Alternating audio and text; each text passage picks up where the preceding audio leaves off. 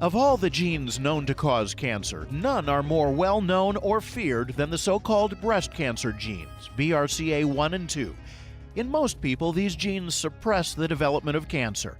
It's when they're mutated and they don't work as they should that cancer is more likely, much more likely, according to Annette Bar-Cohen, Executive Director of the Center for Advocacy Training at the National Breast Cancer Coalition. So everybody carries these genes, but between 5 and 10% of women and some men as well carry the mutation of the BRCA1 and 2 gene.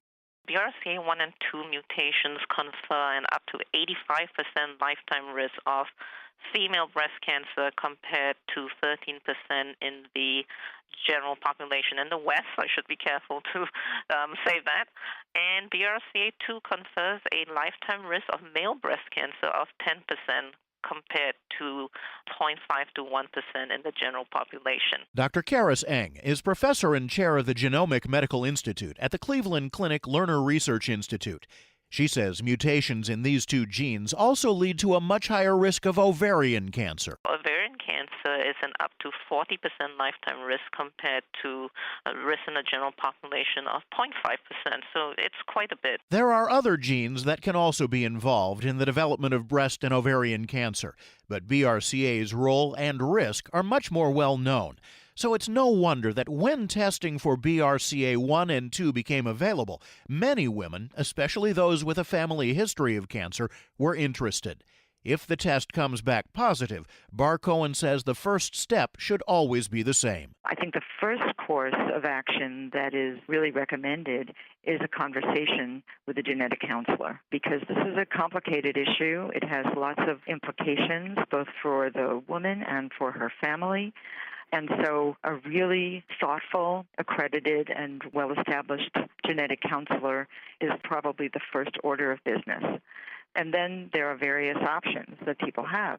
Women with BRCA1 or 2 mutations do benefit from increased surveillance of breast screening, typically with a breast MRI together with mammograms annually, starting at 25 or 5 years before the youngest age of diagnosis in the family. Many women consider a preventive double mastectomy to eliminate the risk of breast cancer, as actress Angelina Jolie famously carried out in 2013 after testing positive for BRCA1. They can consider that and then hold off and wait for a while and see how that happens, because we're also talking about the risk of ovarian cancer, and so people also consider whether they would think it's important to have an oophorectomy, removal of the ovaries, and of course the issue of reproductive health comes into play for women who are in reproductive ages and still want to have a family. Jolie also had her ovaries removed to prevent in her the disease that killed her mother. Unfortunately for ovarian cancer, that's one of the few alternatives. Women who want children may have eggs extracted and frozen for future use before they have their ovaries removed. But after a positive test, some women wonder if they should have children at all, fearing the fate that they're leaving their daughters. So testing is important to many women, including some who haven't been able to get access to a test because the cost has been so high. It's been $4,000 to start, and even fairly recently, tests have cost $1,500 or more. Historically, we've also had a situation where there was one company that had patented those genes. It is the only company that was able to actually do the testing. That was Myriad. And as of very recently, the courts have decided that patenting ownership is something they were going to take away. And so this has opened up testing for other labs and other groups.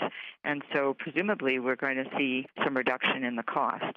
As time went on, the cost actually came down, and more importantly, insurance, almost all insurance, will pay for all or a good part of testing.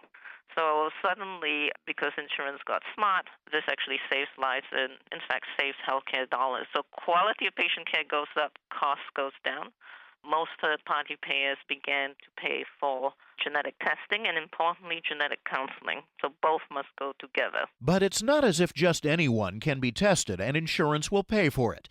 Testing requires a prescription, and doctors usually look for a family history of breast cancer or other red flags before they write one. Let's say the person is, in fact, adopted, so essentially has no family history because the person doesn't know. Let's say it's a person who is 35-year-old female who was diagnosed with breast cancer last year.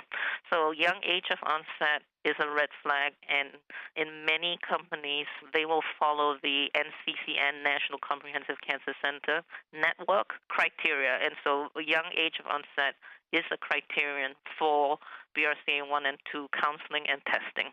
And often, that might be the first person in the family to get a cancer. And in fact, that is the most informative person to start testing. So let's pretend you have no family history at all and you want testing. So that's population screening, and that's, of course, rubbish, because the probability of finding a mutation is so low that it's not good practice of medicine. So often you want to start with someone who is affected. So people who have come to me who are not affected with a family history, we will take the one that has the reddest of the red flags. In that case, genetic testing isn't just about the benefit of the woman being tested. It's for the benefit of the rest of the family, the sisters and daughters who haven't yet been diagnosed and want to know how much they have to worry. When the actual mutation is known, the other family members who are not affected, you can just look at that one spot as opposed to two big genes, and that's called predictive testing. It's unfortunate that what we call the proband or the index case had to have breast cancer first, but that's pretty common. But do women really have to wait for a family history? Some experts say that leaves many women untested who nonetheless have inherited mutations and their risk from their fathers. Those who advocate testing all women now may have a vehicle to do it, a new test for BRCA1 and 2 and 17 other genes linked to cancer that costs just $249.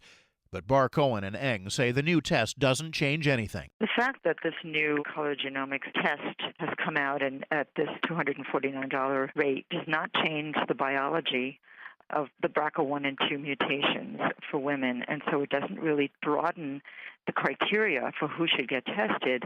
It does offer a greater access to testing.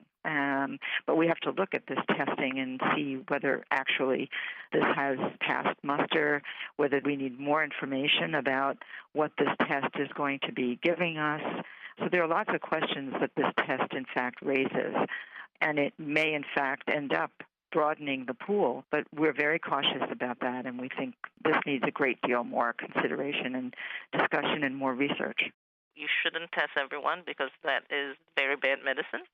And this test is so cheap from a new company that I would not trust it at all. If someone walked in, I would like to retest the person in a lab that is very, very experienced in this. Why? Because the interpretation of the variant or mutation is dependent on the lab's databases. Also, I have a feeling that for that price, so this is not just BRCA1 and 2 testing, it's a panel of breast cancer-associated genes. And for that price, I suspect the coverage, they're using next-generation sequencing. It's not the same as Sanger sequencing.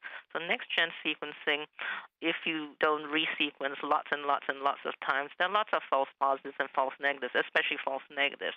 So that's very worrisome. Bar-Cohen says the test may ultimately prove reliable, but she'd like to see studies on it in a peer-reviewed journal. The developer of the test, Color Genomics, says they're on the way. But even then, Bar-Cohen says the value of looking at so many possible cancer genes is unknown. They are looking at an array of 19 related genes and 17 additional ones to the BRCA1 and 2. And some of these genes for ovarian cancer and for breast cancer don't have very much research behind them. And so we may see some variations and mutations that emerge from the results of this test for these additional genes. But it's very, very complicated to understand whether, in fact, this information means very much and to what extent it really heightens and increases the risk for breast cancer and ovarian cancer should someone have several of these increased proportions. So this is a worrisome, to some extent, development until we have much more information. Bar-Cohen says if backers of the color genomics test can show that it's valid, its cheaper cost will be a positive development. But she still doesn't think every woman should be tested. At this point, I do not think, and the National Breast Cancer Coalition does not believe, that this is a warranted recommendation. The proportion of people, as I said, it's 5 to 10% of breast cancers that may be explained by the BRCA1 and 2 gene, and to test every woman in the world age 30 and over really has no basis and would really result in enormous numbers of women considering drastic measures to remove their healthy body parts when we really don't understand all the information that would be coming from these tests, and it would be an extreme thing to do. What's more, were every woman tested, there wouldn't be enough genetic counselors to go around. There's already a shortfall. The demand will go up more and the supply is going to be fixed and slowly increasing. It's very interesting, but the genetics professionals have always been vital, but the realization that they're even more vital is just sort of creeping into the consciousness of medical centers and community hospitals throughout.